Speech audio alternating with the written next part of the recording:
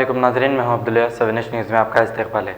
मादन्नापेट के इलाके संतोष नगर की रोड पर ड्रेनेज का पानी रोड पर बहने की वजह से वहां पर कारोबार करने वाले और राह चलने वाले लोगों को तकलीफ़ात का सामना करना पड़ रहा है। आइए देखते हैं ये रिपोर्ट।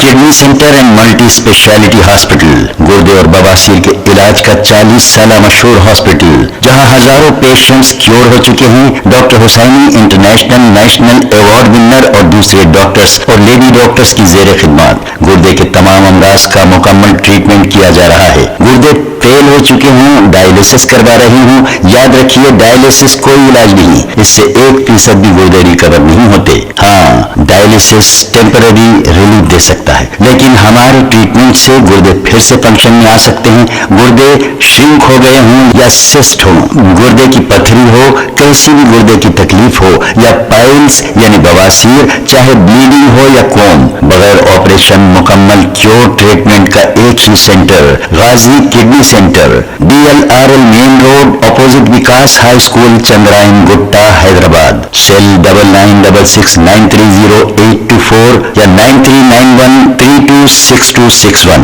सच्ची खबरें आप तक पहुंचाता है 7H न्यूज।